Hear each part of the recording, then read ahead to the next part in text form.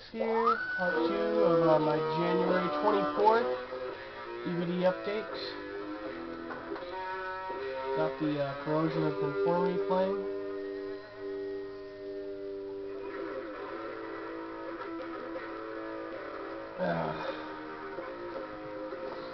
Well, let's get down to it.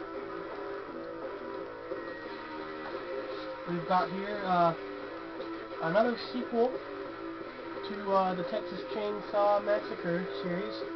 This is the latest one to come out. Good God, could they have gone without the fucking CGI? Really dug the story. Even though the continuity was kind of off, you know, I don't know. I did enjoy the story. I did enjoy the entire premise of the movie. I just feel like they could have done it so much more foolproof. It was kind of a letdown for me just in that one aspect alone. But do go see it if you know, if you're a Texas Chainsaw fanatic. Just picked this one up. I watched it years ago when it first came out. It's Insidious. You know, I thought it was great. Most people think it was shitty, from what I can tell. It gets lots of bad reviews, but I thought it was a cool, new age, cheesy horror movie. It was fun. I liked the first one of these, and the second one, The Haunting in Connecticut 2. This one had such a cool premise as well, but just wasn't executed properly in my opinion. Like, they could have done so much more with this. And it is very morbid in the sense that they tell it as is. But, like, I don't know, it could have been so much better. I really do like the subject, though, that they're touching here. It's a very, you know, wishy-washy subject. Not a lot of people want to touch the subject of slavery, and that does come up quite a bit in here. So this is a pretty fucking cool movie, despite the fact that it could have been a lot better. Next up is Devil's Pass. This is from the director of Die Hard 2 and Cliffhanger. This movie is about some hikers up in the Russian, pretty much the Russian Arctic, I believe. I don't want to give away too much of the storyline, but it is pretty fucking cool. It's another found footage movie, you know, that whole story. They've been really, like, putting out so much found footage style horror these days, and I'm not really burnt out on it just yet, but it is getting there, you know. I don't mind. I really like the Blair Witch Project, so, you know, I can't really complain when it comes to found footage movies.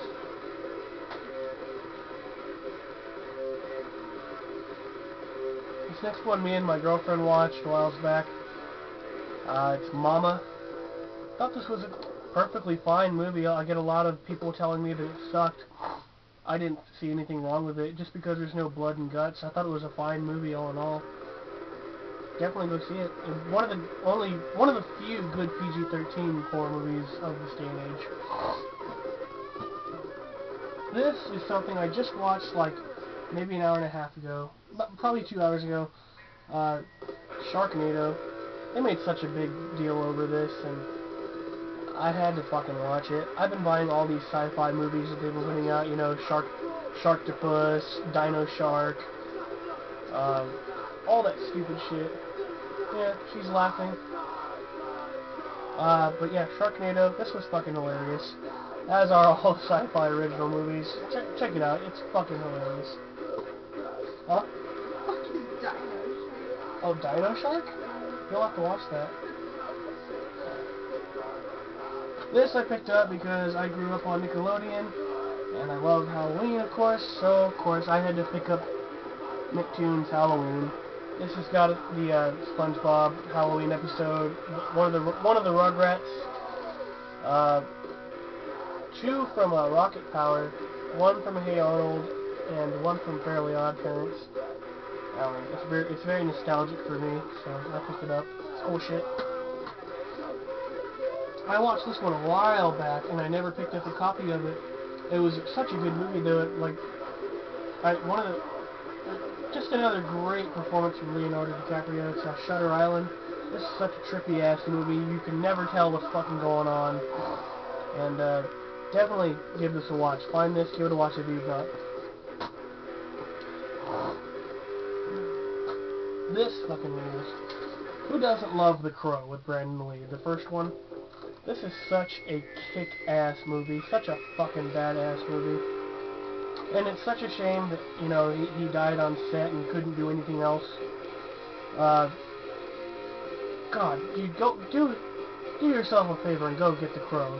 And all the sequels are fine too without him. Like, I enjoy all the Crow movies, so check it out, dude.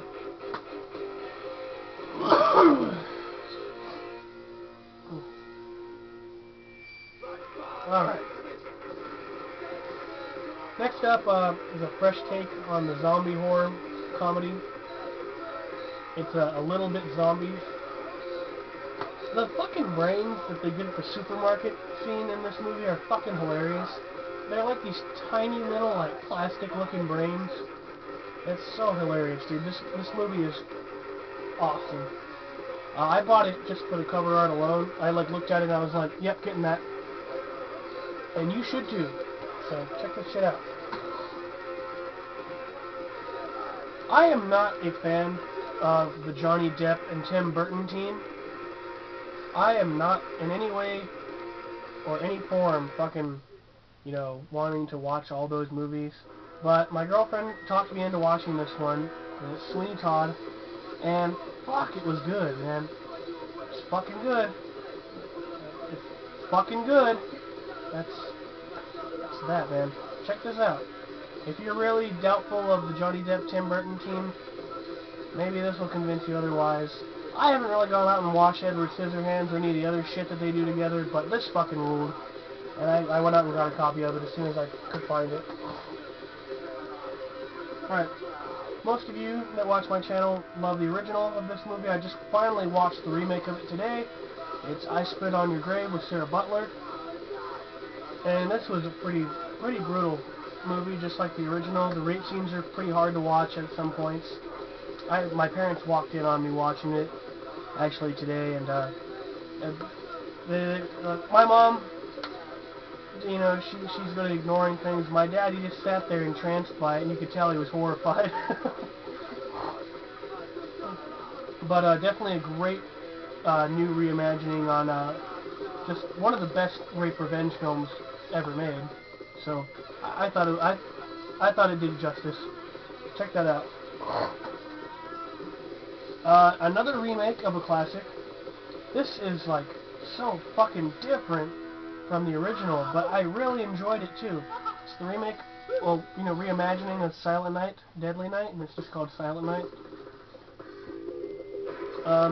They did incorporate the crazy grandpa character into this film, and they took a few of the lines and did that, and, you know, Malcolm McDowell. But other than that, this is a pretty different movie. Kick-ass slasher nonetheless. I really liked it a lot.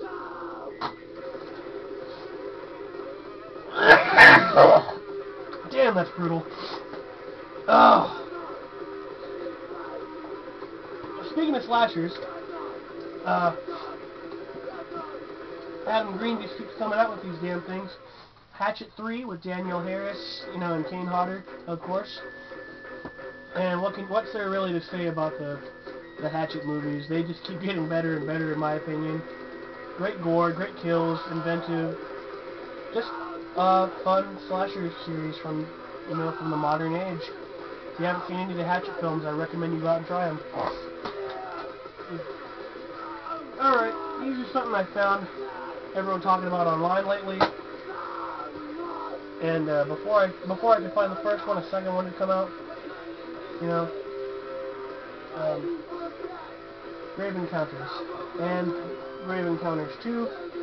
She watched these with me, and the first one, like, it was pretty cool, man. Like, what, were you scared?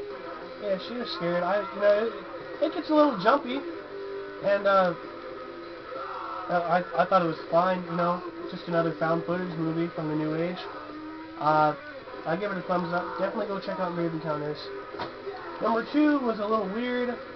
I don't know what to make of it. I don't know if they're going to make another one. But, just a weird-ass movie. And the ending leaves you thinking, like, what the fuck is going on? Okay. Check this one out. just because I love the typical, like, teen movie, horror movie style bullshit. This is Detention of the Dead. It's got all your classic characters, you know, the bitchy cheerleader, the stoner, the nerd, the jock, the goth, and, you know, just the average Joe. And they all get trapped in their school, you know, during detention, no less, as the zombie apocalypse is happening. And, this was fun. You know, there's not much to be said about the storyline here. There's not much I can give away without it already being given away by its own title. It was fun. I really enjoyed this movie. It's like The Breakfast Club with zombies.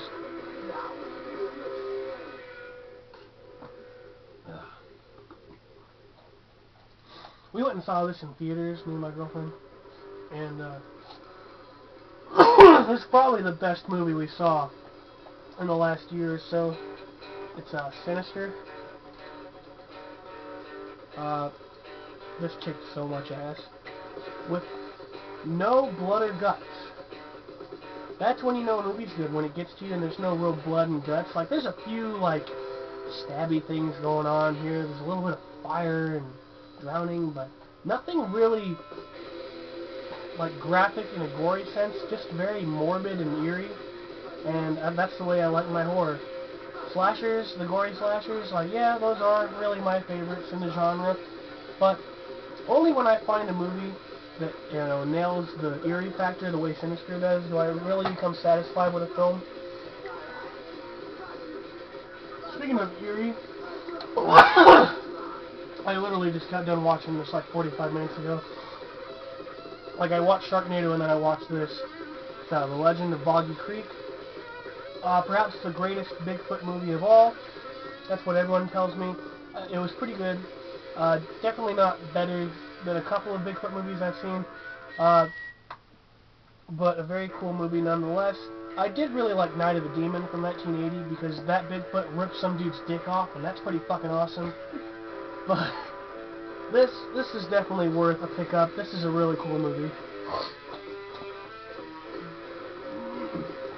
My buddy, actually my guitarist in the band I'm in, Brain Eater, picked this up for me at his Walmart because he knows I'm such a horror fanatic. And this is Trilogy of Terror with Karen Black from 74.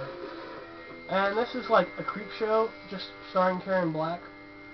And this has, you know, these little nasty little tiki guys here, and there's two other stories, and this was fucking cool, dude. I really dug this.